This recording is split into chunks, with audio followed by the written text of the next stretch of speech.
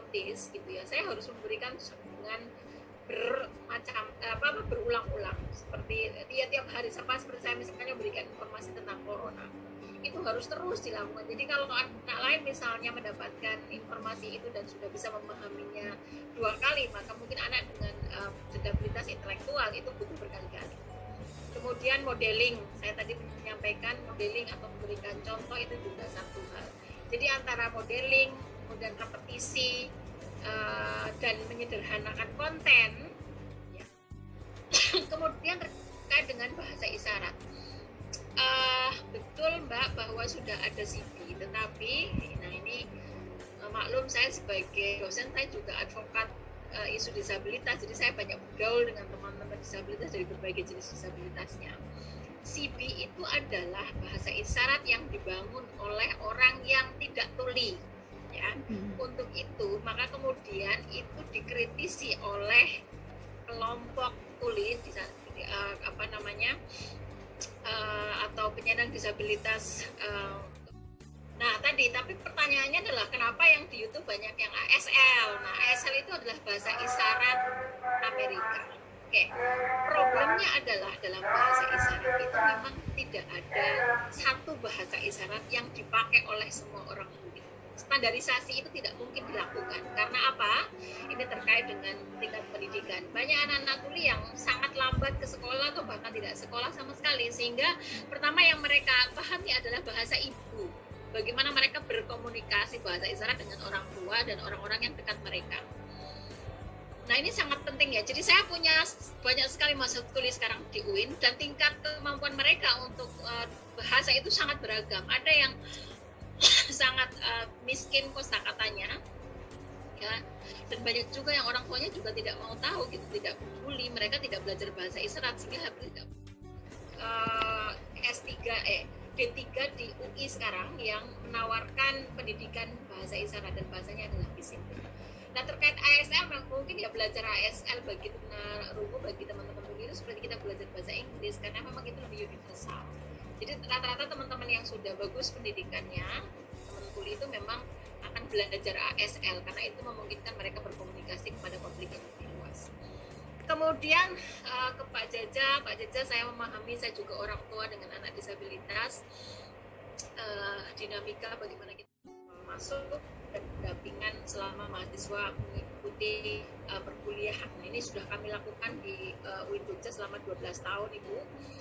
Kalau mahasiswanya bisa ke kami untuk sedikit sharing ya. Jadi yang kita lakukan adalah memberikan pendampingan dalam semua aspek.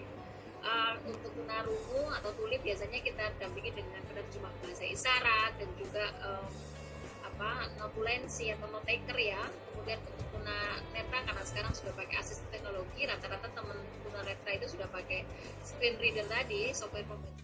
Syarat apapun untuk belajar bahasa isyarat, tapi di mana belajarnya? Nah ini yang menjadi pertanyaan menarik karena mungkin panjenengan mbaknya bisa mendekati organisasi-organisasi tunarungu atau tuli. Biasanya mereka ada sekarang yang ditawarkan di konteks nasional biasanya menyediakan layanan bahasa isyarat, tapi mungkin ada kelompok-kelompok relawan yang memberikan kelas bahasa isyarat. Kalau di UIN Jogja kami sudah melakukan itu lama, jadi ada kelas untuk pendidikan bahasa isyarat bagi relawan, dan itu akhirnya tapi tidak menjadi mursyid. Mursyid itu seperti Bu Rofa tadi katakan, menghadirkan ketentraman beragama. Nah, mari kita hadirkan itu. Guru sebagai mudaris, ajakan bahwa salah satu gambaran yang tadi kenapa kita kemudian masih ketemu dengan diskriminasi, masih ketemu dengan stigma dan juga berbagai kesalahpahaman yang muncul baik dalam praktek pendidikan khusus maupun pendidikan inklusif adalah seringkali kita belum secara proporsional meletakkan apa itu tentang disabilitas. Jadi bahkan sebelum kita bicara tentang bagaimana pendidikan agama Islam dan pendidikan secara umum untuk penyandang disabilitas, saya ingin berangkat dari situ dulu. Bagaimana sebenarnya kita selama ini bicara tentang disabilitas. Nah, saya akan ke atas. Saya kira guru juga harus hadir dalam konteks seperti itu. Dan yang ketiga, kami berharap adanya afirmatif daripada pemerintah terhadap segala sesuatu yang berkaitan dengan kehidupan beragama dalam lembaga pendidikan. Afirmatif itu bisa dalam bentuk kebijakan-kebijakan, entahkah itu kebijakan dalam bentuk regulasi administratif ataupun dalam bentuk regulasi finansial. Karena bagaimanapun juga dua paradigma pendidikan khusus ya, jalur SLB dan jalur inklusif. Tapi saya ingin mendorong UHAMKA untuk mengambil jalur yang inklusif tadi gitu ya. Jadi tidak harus mungkin memiliki SLB atau jurusan PLB di UHAMKA, tetapi tadi kalau perlu SLB dihapus.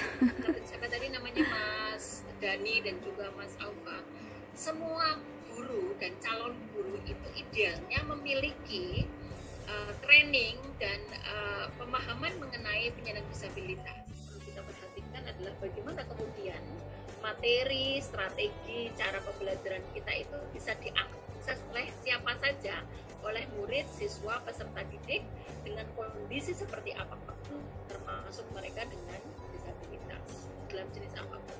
Oke, nah Bapak Ibu dan juga para mahasiswa, siapa sebenarnya yang kita sebut, kita kategorisasikan anak atau siswa didik dengan disabilitas? Tadi Pak Prof. Surya sudah memiliki atau memperlihatkan nomenklatur yang ada di dalam Kementerian Agama ya.